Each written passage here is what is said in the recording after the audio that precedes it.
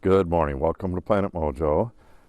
As soon as I'm done walking this very impatient dog, Izzy, I'm going to get some wood cut over in the machine shed. I need to block in for all of the plumbing in the mechanical wall in the breezeway project.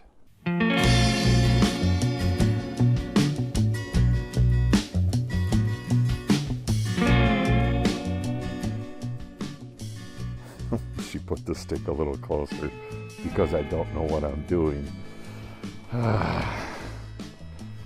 Yeah, I had to bring the stick along with us. This is one that she brought all the way up to the house a couple days ago because the sticks are getting few and far between. They're all underneath the snow. Today we are going to get, I believe it said, another 2 inches of snow. It's not very cold out right down here. It's, maybe mid-20s. But again, right as you go up and around the corner, right up at the top, across from the machine shed, there's always a fairly stiff breeze. And it's really cold up there. On our way back, once we get to, this is about a 1/4 mile walk each way, so a 1/2 mile total. We're going to cut through, I don't know if you could see Blue. I can see her right through there. I can see her head. We're going to cut through the top part of this ravine and go into the pasture there and say hello to the horses. And then I'm going to get to the machine shed and get some wood cut. So stick around and we'll go see the horses in just a minute. It's right there, honey. There you go.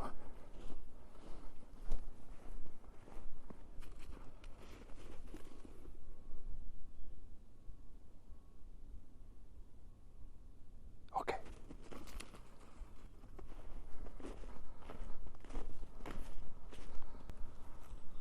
I'm back here in West Pasture, and you can see the horses are down here behind this cedar tree. That's because the wind, and this is very unusual for the winter, is coming out of the southeast, which is right into the opening for their run-in. So they came back here to get out of the wind. Just like when I was out of the wind right over there. It's pretty nice down here. Hopefully I can keep crazy Miss Izzy from molesting the horses. Hi, Big Mark. How you doing, big boy? Mr. Mark here is the sweetest horse. That's a camera, big boy. Kind of interesting.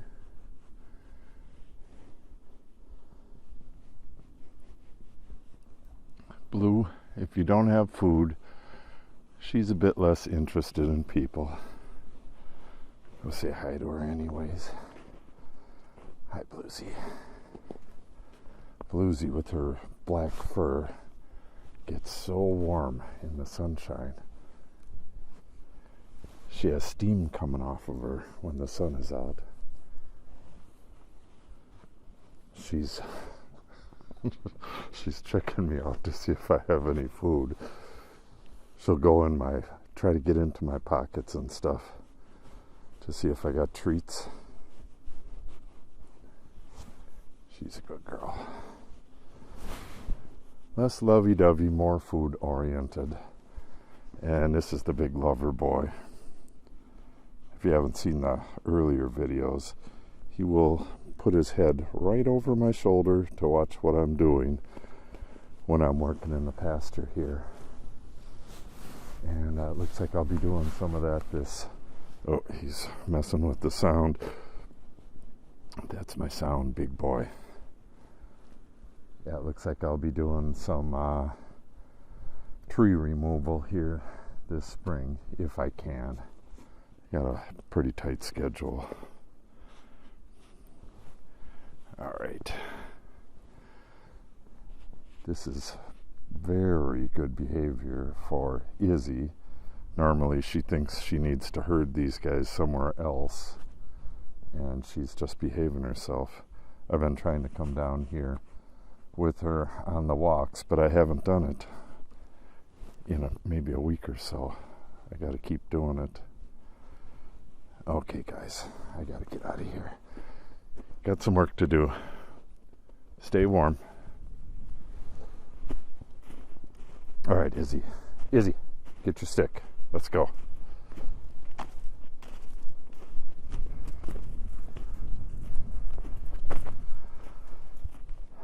I wasn't gonna throw it. It's all poop over there. Fine.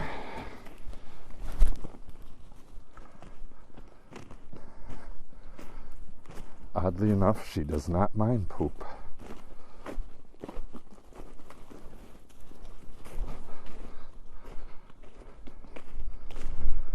Okay, get some wood cut up in the machine shed, and then we'll get over to the breezeway project there. One more throw, big girl.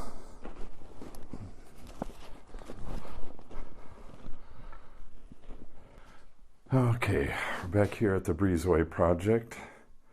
Unfortunately, I got to move everything out of this area. I just got this temporary little bench. All of this foam needs to go back across the street, and then I got to tear apart my nice little igloo for the water pipes, which means that I either need to get this done today, or I'm going to have to heat the area overnight until I can get it done. What I'm going to do right now is this comes down and then goes back up, and there's two valves in here. One is a shutoff valve for the sink. One is a shutoff valve for the water that goes up and is going to go over for the next addition. So right below that U, it comes down as a 1/2-inch pipe. That needs to come over to where the sink is. Right now, I have a 3-inch heat, or a 3-foot heat tape on the lower part. Once that water line is cut off here, I can drain the line and put the 3-foot heat tape up higher. I can drain both of these lines and only have one line. Then I shouldn't need this. That's my hope. And I'll just put a little bit of insulation on it. So when I take this off, I'm going to try to save a chunk of it, maybe a 3-foot chunk that I can reapply up there once I'm done with this stuff, and maybe make it so that I can take it off again. This is kind of glued in place. All right, so I got to get this place cleaned up here, get that off, then I got to go cut some studs. On second thought, I really need to get the wood cut right away. It's going to start snowing at any time now, and I have to roll my saw outside of the machine shed to do any cutting. And well, even when I'm ripping, the wood goes outside the machine shed. So I'm going to go get that stuff cut, and then I'll deal with this stuff, this indoor stuff. So let's get over to the machine shed.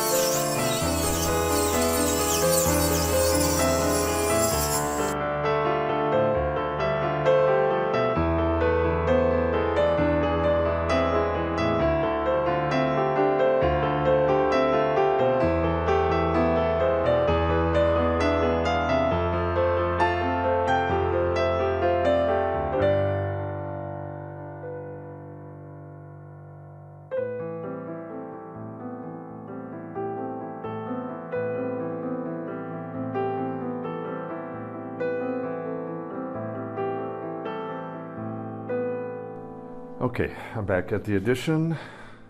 So what I got to do, this stuff can actually all go back over to the shed. It's nice and dry in here. I really don't want to track snow back and forth, so I guess I'll just move it for now. But I got to open this thing up. I just checked the weather, and it's right around freezing for the next 3 days, which is perfect. It's not going to freeze in here if it's that warm overnight. So I have no problem taking this protection off and then getting this done and then doing a different kind of protection there. So what I cut, unfortunately, some of this wood, this stuff here, was kerfed, so I couldn't get a full stud out of it, but I'll need this anyways. But this will help show what I need. These go on flat and make up the rest of the stud. I have 1.5 inches on flat up against the foam, and then this 2-inch part completes the stud. You can see it's a regular 3.5-inch plate at the bottom. So with this added to, this makes a full stud. So what I want to do, hopefully today, I have a time limit, so I'm going to get as much done as I can. I'm going to clean this whole area out, take that down. Then with any time remaining, I have a block that goes across here, which is a shorter one. Hopefully that fits.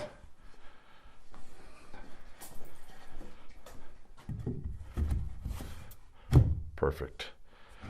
That is for the sink, for the ears. One will go like that. It has a pipe coming up and over, and one will go just like that. It's going to have a very slight taper so that everything is self-draining. These, there's 4 of them, and I don't believe I actually need 4 right now, but these are 22.5. So once I get this first stud in, this first stud will go 3 inches over to this side so I can get another stud in here. But I need to start out with the inside stud like this, and then I will use these to space the next stud and work my way over. They're 24 inches on center. Then I have various blocking. I have blocking. The sink has a built-in backsplash. It's enameled cast iron, kind of like the one in the barn there. Like in that Crocker video, I showed the sink in the barn, old-fashioned iron sink. I'll put a link to that so you can see it. But that's the kind of utility sink I'm going to put in here. It's got a fairly large iron backsplash, and then faucets are up above, and it's got a brace. That's how you can put a bucket in it and stuff like that. So I'm going to get this area cleaned out and try to get, I'll have to pocket screw the one that goes across. Oh, what I was saying was that I need bracing in that's flush with the face. Then this will get drywalled, and then the sink itself gets hung by a bracket. So I need bracing for that, and then the weight of the sink when it's full will kind of push against the wall, so I'm putting a brace in right where the bottom of the sink goes. Then I need bracing where the drain goes in, and I got to run the drain. Oh, there's a bunch of stuff, and there's no way I'm going to get to it today, so let's just start cleaning and jump into it and see how far we can get today.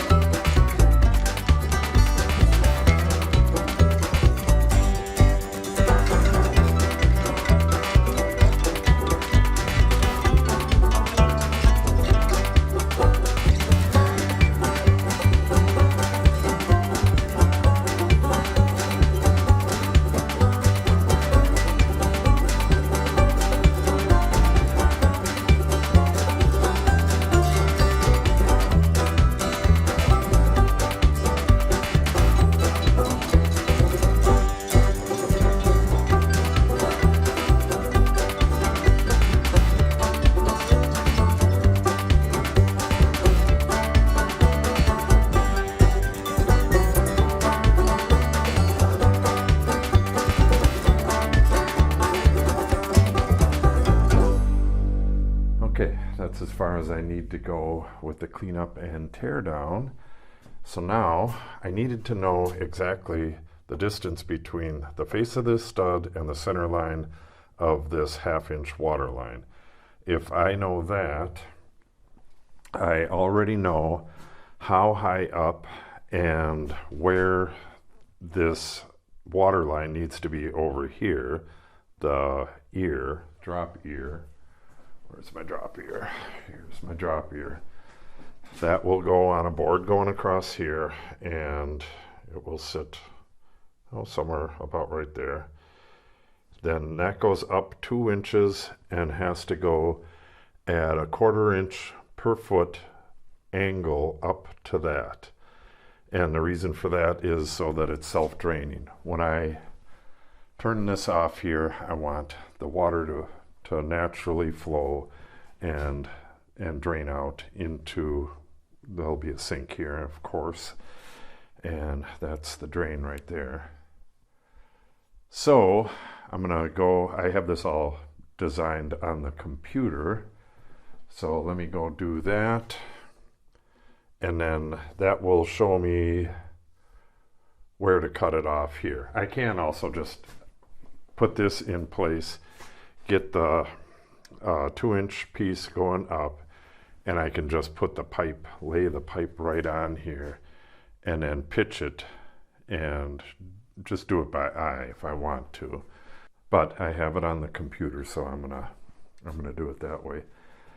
So once I have, that'll be my first one that I run, is the cold water going. It'll go on the right hand side here. Then I got to run the hot water. They're 8-inch on center. That one has to come over right into here, and then it's going to come out and up to the water heater here. And I don't know if I'll have the water heater exposed to the room or if I'll put it inside the cabinet completely. It probably should be exposed to the room because it might get a little hot inside the cabinet. I mean, it's not going to be used all that often. It's a utility sink, and the hot water heater is electric on demand. And then that'll get wired right from wherever, right in here somewhere. Just a short little line over to the panel, which will be right here. So it's all coming together. As far as the stud goes, I just need to locate the first one, and then, like I said, I got them chunks of wood that are 22.5 inches long. Then I can use those as spacers to get the rest of the ones in. I don't know if I mentioned it this time, but then once this is cut, this is going to be cut somewhere right in here.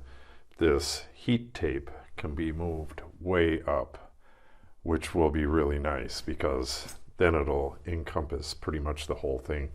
If I can leave this stuff up here on, then it'll be perfect. This will be drained completely of water, as well as everything below this valve will be drained completely of water. So if I have the heat right from the valve going up into the insulated area up there, then I don't have to worry about this big box that I had, because that's not going back on. Okay, I got to pocket screw my mounting board for the drop ears, and I got to locate the first stud, get that in, and then I can't put any studs. I got to put the first stud on this. I don't want any studs on these quite yet, because what I'm going to do is just run this copper right on the face of these, just bracket it to that, and then when I put the studs on, I'll pre-notch them for the copper instead of drilling holes. Okay, let's get the mounting board for the drop ears pocket screwed and get that in place first.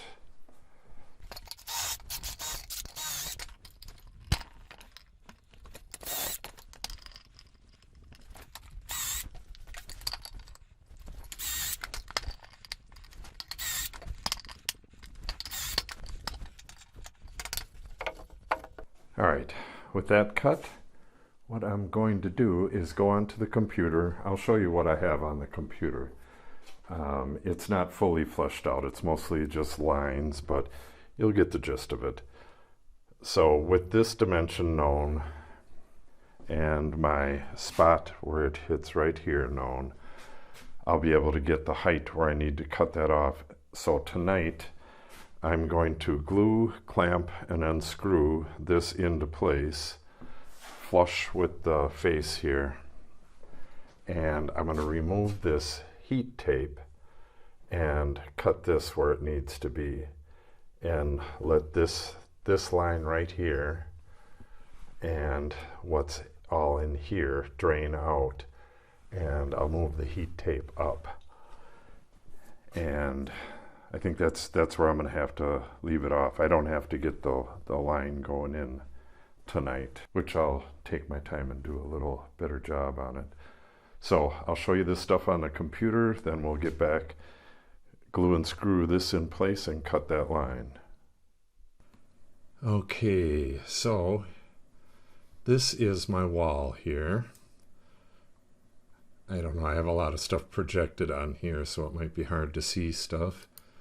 These are the flat studs, and then these are the studs that I just cut. They're 2 inches, and they tee off of the flat studs. This is where all the work is going on. This is the doorway right here. This is a heater. I only have the front and the back of the pantry cabinet projected on here. It's just a rough design. I'm going to do a mission style cabinetry here. This is the big cabinet, so it'll come out way out to here.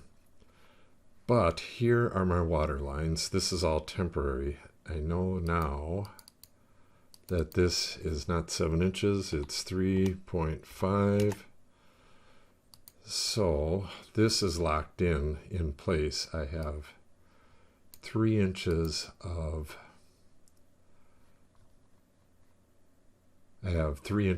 pipe right here. So this angle, it's 1.2 degrees. So we got 91.2. So at that pitch, that's 1/4 inch per foot, it shows me that the elbow right here, the center line of the elbow, would be 48 3/8 above the sole plate. Let me write that down. Okay, now I know that this elbow needs to be at 48 3/8 at its center.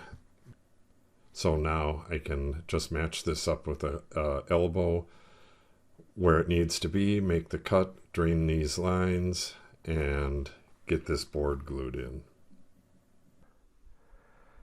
Okay, so now I know where that is, 48 3/8. I believe it's right about here. And I can't find the wood glue, and I don't have a bunch of the tools that I need to work on this. So what I'm going to do is just sign off right here and go get all my tools and stuff over in the shed and get some of this stuff out of here, bring that over as I go back and forth.